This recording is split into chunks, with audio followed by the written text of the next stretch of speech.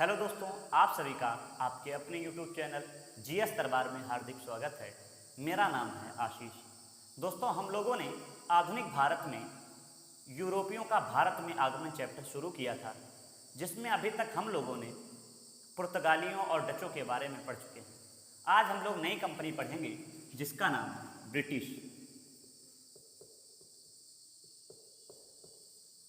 जैसा कि हम लोगों ने जब पढ़ना पुर्तगालियों को शुरू किया था और डचों को पढ़ना शुरू किया था, तो पहले उनके पृष्ठभूमि को समझा था। इसी प्रकार से ब्रिटिश को पढ़ने से पहले हमें यह जानना होगा कि ब्रिटिश कौन थे। तो ब्रिटेन के जो निवासी थे, या हम कहते हैं इंग्लैंड के, उन्हें ब्रिटिश बोला जाता था। अब क्या था, 1597 से पहले 1597 से पहले ब्रिटेन से एशिया तक का कोई व्यापारिक मार्ग नहीं था। कहने का मतलब यह है कि पुर्तगाल 1498 में भारत आए और वही लोग यहाँ से व्यापार कर रहे थे। उसके बाद में अभी आपने पिछले वीडियो में पढ़ा कि 1596 में देहस्तमान भारत आया था। अब क्या होता है कि 1597 में ब्रिटेन से पहला एक व्यक्ति आता है, या पहला अंग्रेज आता है, जिसका नाम है John Milton hall. John Milton hall Bharat आया और उसने यहाँ पे देखा कि किस प्रकार से पुर्तगालियों ने अपनी फैक्ट्री स्थापित कर रखी है और कौन कौन यहाँ पे हमारा कंपटीटर बनेगा आगे भविष्य में। इसके चलते इसने अध्ययन किया यहाँ पे। इसके बाद में जब वहाँ पे लौट कर वापस ब्रिटेन गया, तो इसने देखा था यहाँ पे कि अंग्रेजों ने अपनी कंपनी बनाई हुई थी। तो ये ब्रिटेन गया और वहाँ पे लोगों को एकजुट किया, सभी व्यापारियों को एकजुट किया और कहा कि क्यों ना हम लोग मिलकर एक कंपनी बनाएं। जिसके चलते सभी व्यापारियों ने मिलकर एक कंपनी बनाई, the governor and company of merchant of London trading into the East Indies. इसमें कुल 217 व्यापारी शामिल थे। 1599 में ब्रिटेन के जितने भी व्यापारी थे, उन लोगों ने सम्मिलित रूप से मिलकर एक कंपनी बनाई जिसका नाम था the governor and company of merchant of London trading into the East Indies. ये कंपनी बनी, इसमें कुल 217 व्यापारी थे। अब कंपनी बन चुकी है, तो कंपनी को चलाने के लिए किसकी आवश्यकता पड़ेगी, तो कुछ सदस्यों की आवश्यकता पड़ेगी। इसके चलते 24 सदस्यों की एक निदेशक मंडल बनाया गया। किस लिए, तो कंपनी को सुचारू रूप से अच्छे ढंग से चलाने के लिए 24 सदस्यों का एक निदेशक मंडल बनाया गया, जिसे क्या बोला जाता है, court of directors. Court of directors, इसकी स्थापना की गई। अब क्या हुआ, कंपनी को चलाने के लिए व्यक्तियों को भी नियुक्त कर दिया गया। अब एक ही काम बचा है कि किसी प्रकार से महारानी से परमिशन प्राप्त की जाए। अब क्या हुआ, इस कंपनी को 31 दिसंबर 1600 ईस्वी में 15 वर्षों के लिए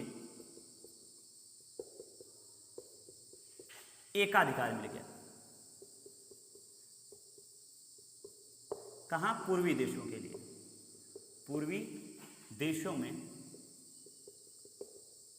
व्यापार के लिए। किसने दिया था अगर पूछा जाए तो महारानी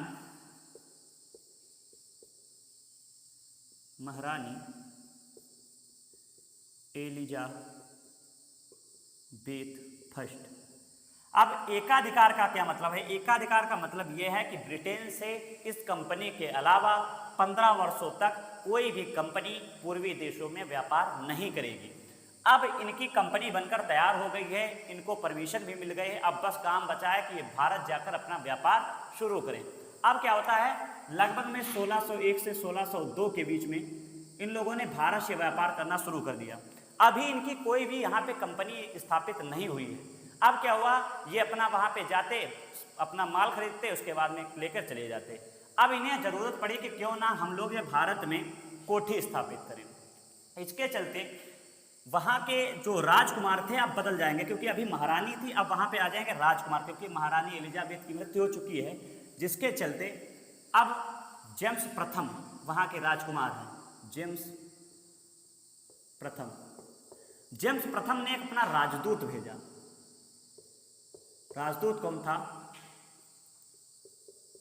हाकिंस। जेम्स प्रथम ने अपना एक राजदूत भेजा हाकिंस को कि जाओ और मुगल शासक से या वहाँ के जो शासक हैं उनसे परमिशन लेकर आओ कि हम लोग क्या भारत में कोठी स्थापित कर सकते हैं या कंपनी पनी लगा सकते हैं। इसके चलते हाकिंस आता है 1608 ईस्वी में। हाकिंस 1608 ईस्वी में आता है रेड ड्रैगन या कह सकते हो हेक्टर जहाज से, और 1608 ईस्वी में आता है। इसके बाद में ये एक इम्पॉर्टेंट क्वेश्चन यहाँ पे ये बनता है, पूछा जाता है कि हाकिंस किस मुगल शासक के नाम का पत्र लेकर आया था। तो जेम्स प्रथम ने पत्र जो लिखा था वो अकबर के नाम का लिखा था, लेकिन आपको पता है कि 1605 ईस्वी में अकबर की मृत्यु हो गई थी। अब गद्दी पे बैठा था जहांगीर। तो क्वेश्चन इस तरीके से भी बन सकता है कि हाकिंस किसके दरबार में आया था? तो हाकिंस जहांगीर के दरबार में आया था। अब क्या हुआ, जहांगीर के दरबार में पहुंचा और इसने पत्र दिया, तो वो पत्र किसके नाम का था? अकबर के नाम का था। लेकिन गद्दी पे कौन बैठा है? जहांगीर। जहांगीर ने पत्र पढ़ा, उसमें यही लिखा था कि हम आपके यहाँ कोठी स्थापित करना चाहते हैं, आप हमें परमिशन दीजिए। इसके चलते जहांगीर ने कहा ठीक है, आप परमिशन आपको है, आप सूरत में फैक्ट्री लगा लीजिए, क्योंकि सूरत में इन लोगों ने कहा था। अब एक चीज़ समझो, अंग्रेजों ने सूरत में ही क्यों सबसे पहले फैक्ट्री लगाना चाहा? तो एक चीज़ समझिए आप, इस तरह का अगर भारत का मैप बनाएं तो हम देखते हैं कि अंग्रेजों ने ये वाला क्षेत्र है बंगाल, ये वाला क्षेत्र है यहाँ पे सूरत, और यहाँ पे है बंबई, और यहाँ पे है मद्रास। अब देखिए आप, अगर हम इस तरीके से बनाएं तो ये ट्रायंगल कह सकते हो, त्रिभुज बन रहा है। ये इन लोगों ने सूरत में आया, क्योंकि यहाँ पे सूरत में उस समय जो है बहुत ज़्यादा फेमस था, किसके लिए? तो सूती वस्त्र के लिए।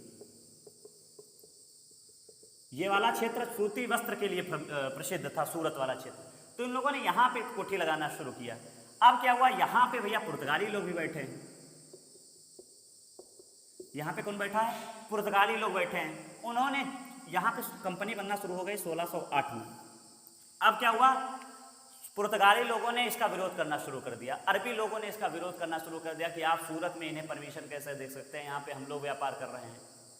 अब जहांगीर ने सोचा कि विद्रोह होगा, हम शांति चाहते हैं, इसलिए क्या किया, सूरत जो कोठी बनना शुरू हुई थी उसको इन्होंने इनकार कर दिया कि भैया आप सूरत में कोठी नहीं लगा सकते हैं।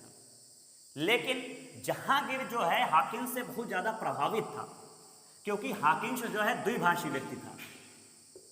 द्विभाषी व्यक्ति का मतलब है कि यह दो भाषाएं जानता था। कौन कौन सा? तो एक अरबी जानता था और एक फारसी जानता था। तो जहांगीर चाहता था कि हाकिंस यहाँ से ना जाए, इसके चलते इसने क्या किया, हाकिंस को मनसब दिया। और कितने का मनसब दिया? तो 400 का मनसब। अब आपके दिमाग में आ रहा होगा कि ये मनसब क्या होता है। तो उस समय मनसब एक पद होता था। क्या होता था? पद।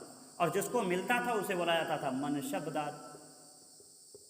जैसे कहा जाता है 500 का मनसब, 400 का मनसब, 1000 का मनसब, 5000 का मनसब। इस तरीके से अलग अलग पद के हिसाब से मनसब दिया जाता था। और क्या था, जहां कह सकते हो जो हाकिंस थे उनको जो है जहांगीर ने 400 का मनसब दिया। और क्यों दिया? क्योंकि ये द्विभाषी व्यक्ति था, और आपको पता है कि मुगल सम्राट में बोली जाती थी फारसी, और इधर अरबी लोग भी व्यापारी थे। तो इसके चलते जहांगीर ने सोचा कि अगर हम इसको अपने दरबार में रखेंगे तो हमारा जितना भी कह सकते हो ये अरबियों से व्यापार चलता है, इसमें हमें सहूलियत हो जाएगी, हमें एक ऐसा व्यक्ति मिल जाएगा जो हमारी बातों को ट्रांसलेट कर सकेगा। इसके चलते इसको यहाँ पर रख लिया। अब क्या होता है, इसको परमिशन नहीं मिली, तो कह सकते हैं सूरत में बनना तो कोठी स्थापित हुई थी, इसलिए पूछा जाएगा कि ब्रिटिशों की प्रथम फैक्ट्री, तो हम कह सकते हैं प्रथम फैक्ट्री या कोठी कहाँ स्थापित की? तो सूरत में। लेकिन आगे इसमें अभी व्यवधान आ जाता है, इसमें काम रुक जाता है। अब क्या होता है 1611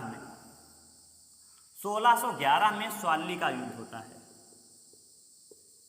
स्वाली का युद्ध ये किस किस के मध्य में होता है? तो ये युद्ध होता है पुर्तगालियों और ब्रिटिशों के मध्य या अंग्रेजों के मध्य। अब क्या होता है पुर्तगालियों और ब्रिटिशों के मध्य होता है। इसमें पुर्तगाल लोग हार जाते हैं, ब्रिटिश जीत जाते हैं। इसका प्रभाव बहुत ज़्यादा पड़ा जहांगीर पर। उसने सोचा कि इसका मतलब ये जो ब्रिटिश लोग हैं ये कमज़ोर नहीं हैं, इनको परमिशन दी जा सकती है। इसके चलते इन्होंने क्या किया 1611 में इन लोगों ने क्या किया था, ये वाला क्षेत्र यहाँ पे पड़ता है मसूलीपट्टनम।